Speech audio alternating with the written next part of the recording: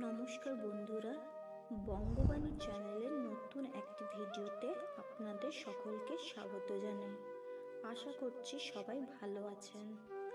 আজ আমরা এই ভিডিওতে খনার যাত্রাপথ সম্পর্কে অর্থাৎ যাত্রা সম্পর্কে কিছু শুভ ও অশুভ লক্ষণ নিয়ে আলোচনা করব।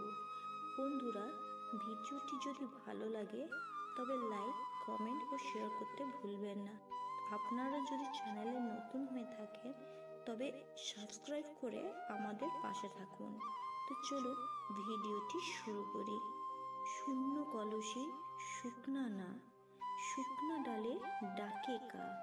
যদি দেখো মাকুন্দ চোপা, এক পাও না যেও বাবা। অর্থাৎ যদি যাত্রাকালে শূন্য কলসি, শুকনা নৌকা অথবা শুকনো ডালে কাক ডাকতে দেখেন, কিংবা দাঁড়ি গোফহীন মাকুন্দ লোককে দেখতে পান, তাহলে যাত্রা করা উচিত নয়। খনা বলে এরেও ঠেলি, যদি না দেখি সম্মুখে তেলি। অর্থাৎ যাত্রাকালে সমস্ত বাধাই হয়তো ঠেলা যায়, কিন্তু সামনে তেলি জাতের লোককে দেখলে কদাচি যাত্রা করিতে নেই, কারণ তাতে ফল ভালো হয় না।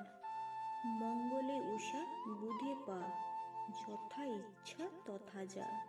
অর্থাৎ মঙ্গলবারের রাত যখন ভোর হয়, অর্থাৎ বুধের শুরুতেই যদি যাত্রা করা যায় তাহলে সব কাজে সুফল পাওয়া যায়। রবি গুরু মঙ্গলের উষা, আর সব ফাঁস ফোসা।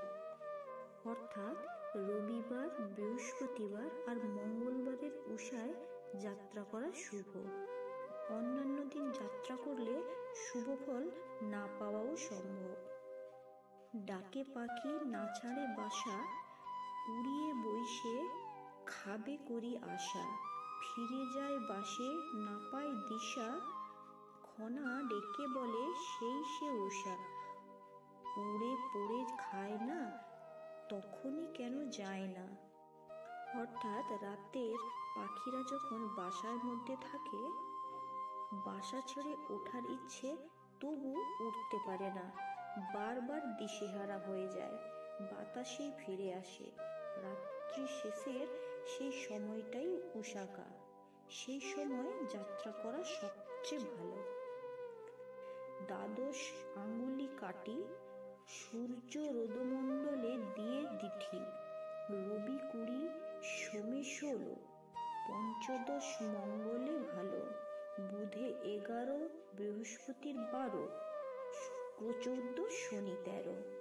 অর্থাৎ ফাঁকা জায়গায় যেখানে সূর্য কিরণ পড়ে সেখানে 12 আঙ্গুল মাপের একটা কাঠি পুঁতে দেখতে হবে রোদে একটা ছায়া পড়ছে। 20 আঙ্গুল হলে রবিবারে, 15 আঙ্গুল হলে মঙ্গলবারে, 11 আঙ্গুল হলে বুধবারে, আর 12 আঙ্গুল হলে বৃহস্পতিবারে, 14 আঙ্গুল হলে শুক্রবারে, 13 আঙ্গুল হলে শনিবারে। ওই সময় যাত্রা করলে ভালো হয়।